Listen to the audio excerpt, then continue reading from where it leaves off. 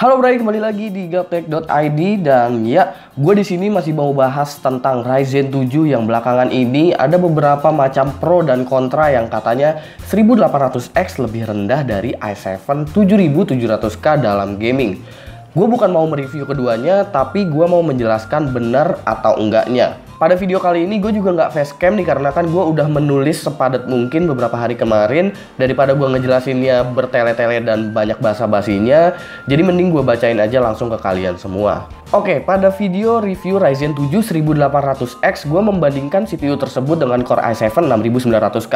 Kedua CPU ini memiliki karakter dasar yang serupa, yaitu 8 core dan 16 thread. Muncul pertanyaan serupa seperti kenapa nggak diadu sama i7 7700K. Dan muncul juga pernyataan seperti 6900K itu kan masih Broadwell, CPU lama, ya nggak adil lah. Di review luar aja sama 7700K masih kalah kok. Nggak ada yang salah sama pertanyaan dan pernyataan tersebut. Hanya perspektif kita semualah yang berbeda. Banyak dari kita menganggap CPU kencang sama dengan gaming, yang nyatanya nggak selalu seperti itu. Dan banyak dari kita hanya melihat dari sisi R7 1800X dengan si Core i7 Skylake atau Kaby Lake. Perlu kita ketahui bahwa untuk CPU dengan core lebih dari 4, seperti halnya 1800X atau 6900K yang punya 8 core bahkan dengan 16 thread, CPU seperti ini kebanyakan dibuat lebih ke arah desain yang high density. Itu juga sebabnya kenapa 6900K clock speednya cuma 3,2 GHz, sementara 6700K aja udah 4 GHz. Dan 7700K up to 4,5 GHz bahkan mudah ngejar angka 5 GHz. CPU yang arahnya ke high density layaknya 1800X atau 6900K pasti sulit untuk ngejar clock speed setinggi itu.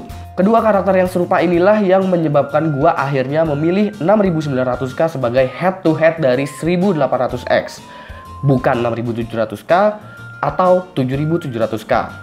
Banyak review di luar sana yang menyatakan 6900K masih tetap di atas 1800X dalam kondisi apapun meskipun price to performance-nya tetap berpihak sama 1800X karena harganya yang 2 kali lipat lebih murah.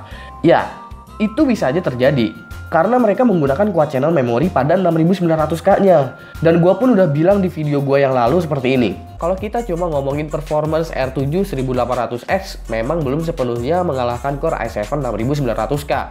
Mungkin 6900K lebih unggul kalau kita menggunakan RAM quad channel.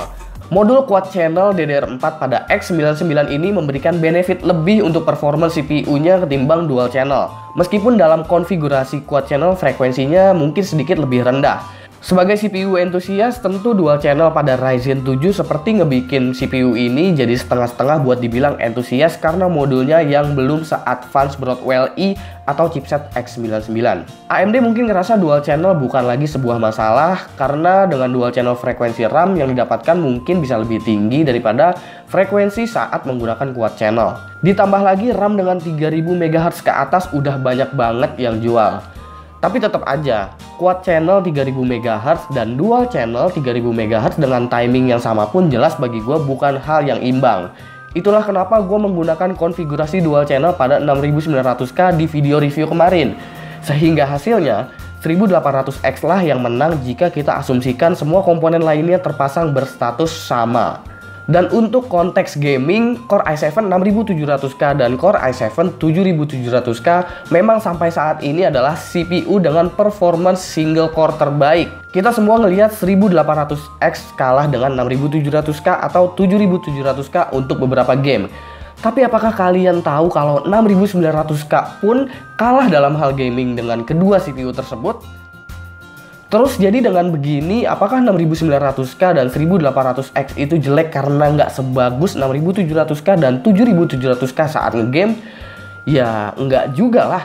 Ini karena memang kedua segmen mereka berbeda. Lagian kalian mau ngegame di FPS berapa sih? Setinggi-tingginya. Kalian akan buang-buang duit kalau kalian pilih 6900K yang harganya 15 juta tapi cuma dipakai buat ngegame. Dan dengan harga 5-7 juta pada Ryzen 7 yang masih masuk buat budget high-end gamer, kalian bisa rasain compute processing yang setara dengan CPU 15 jutaan dan masih bisa ngegame enak kalau kalian mau pakai GPU yang high-end juga. Sementara pada 6700K dan 7700K di budget 4,5 sampai dengan 5 juta sekian, Mungkin saat ini kalian bisa ngerasain performa lebih pada gaming. Tapi soal produktivitas yang perlu multithreading bisa ketinggalan hampir 2 kali lipat performanya. Ancaman untuk Skylake dan Kaby Lake adalah ketika developer game mulai mengembangkan efisiensi gaming ke arah multithreading CPU dengan memanfaatkan DirectX 12 dan juga Vulkan. Yang bisa jadi jika ini udah kejadian, Ryzen 7 bisa sangat powerful juga dalam hal gaming.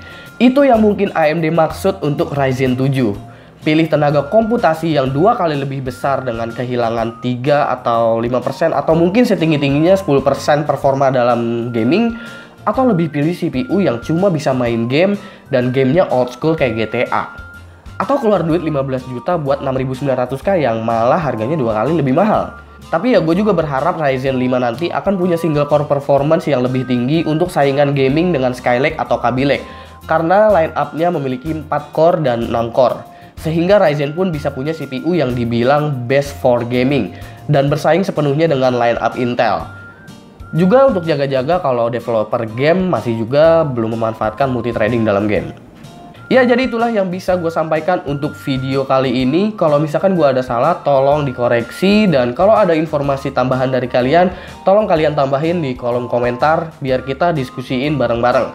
Oke, jangan lupa like, share, dan subscribe jika video ini bermanfaat buat kalian semua. Follow sosial media gue, itu ada di description box. Gue Subki, dan seperti biasa, sampai jumpa di lain kesempatan.